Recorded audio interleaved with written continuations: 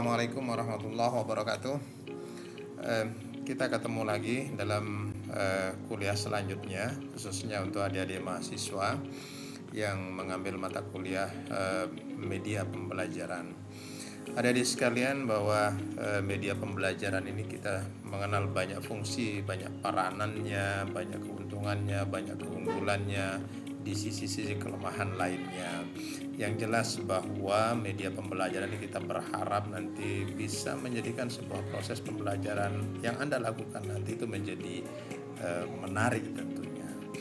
Tapi dalam kesempatan ini saya belum akan menyampaikan tentang pengertian media pembelajaran, macam-macam jenisnya, kemudian apa keunggulannya, apa kelemahannya, bagaimana harus memilih dan menetapkan media agar media itu memang benar-benar sebagai penyampai pesan pada konten, pada materi yang kita sampaikan, sehingga tujuan pembelajaran itu dapat tercapai dengan efektif.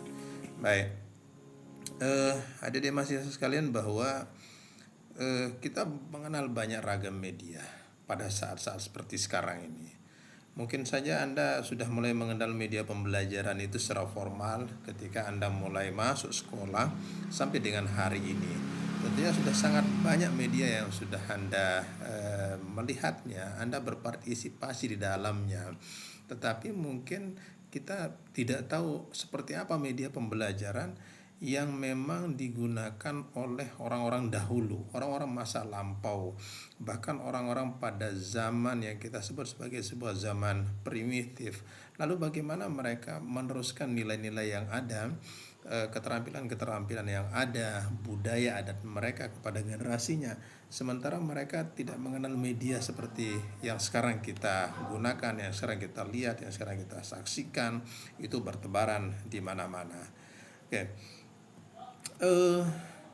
Pasti ada sebuah keinginan yang kuat dari setiap masyarakat, di setiap orang-orang dewasa, orang-orang tua, tokoh-tokoh adat, tokoh-tokoh agama, tokoh-tokoh keyakinan pada masa lampau, supaya nilai-nilai yang ada dalam diri mereka, yang kemudian mereka terapkan dalam kehidupan bermasyarakat, itu tidak ingin terhenti sampai dengan mereka, tetapi tentunya mereka ingin juga nilai-nilai itu, entah nilai budaya, nilai keyakinan, nilai sosial, nilai-nilai ekonomi, nilai-nilai kepercayaan, ingin mereka teruskan agar tetap terpelihara sampai dengan generasi berikutnya, generasi seterusnya.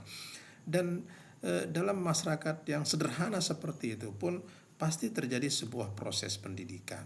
Itu pasti, tidak mungkin tidak. Sehingga kadang orang bertanya dalam sebuah proses yang terdahulu itu pendidikan atau kurikulumnya yang duluan ya. Ya pastilah orang dulu tidak mengenal apa itu kurikulum, tetapi proses pendidikan itu terjadi tanpa mereka mengenal kurikulum, bagaimana mereka melakukan, sedangkan sekolah saja mereka tidak pernah melihatnya, tetapi sistem persekolahan mereka itu dalam tanda kutip terjadi di lingkungan mereka. Proses pendidikan terjadi di lingkungan, di tempat tinggal mereka yang sangat terbuka, sehingga tujuannya pun sangat sederhana. Bagaimana mereka, generasinya itu bisa hidup fungsional seperti mereka. Mereka dapat menjalankan peran-peran sosialnya dalam kehidupan bermasyarakat.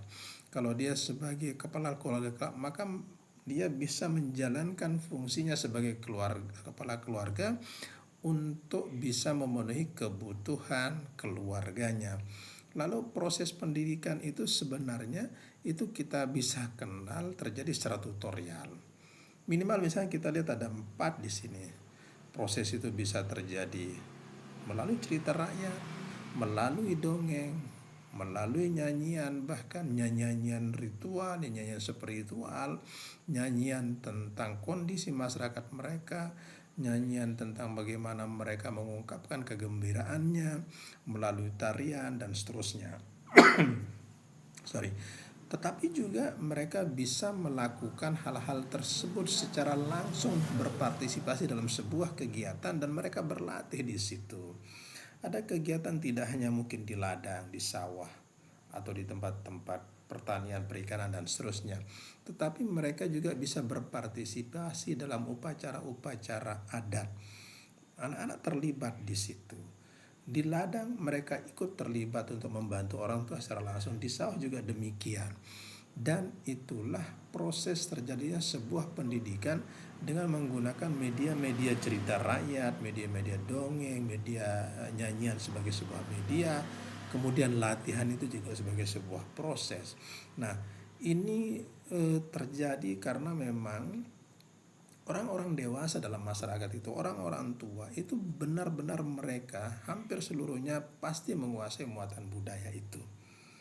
Itu bisa berisi pengetahuan, bisa berisi tentang keterampilan, bisa berisi tentang nilai-nilai yang mereka wariskan. Tidak ada misalnya seperti sekarang kita lihat ada kelompok tertentu kemudian dikumpulkan, kemudian didatangkan gurunya. Tetapi memang orang-orang dewasa itu melakukan secara langsung.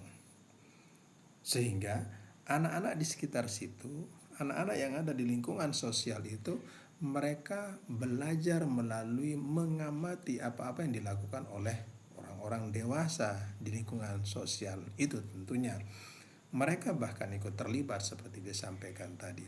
Mereka langsung mendengar cerita rakyat itu, langsung dari mulut orang-orang dewasa itu. Mereka mendengarkan dongeng dari orang-orang tua mereka.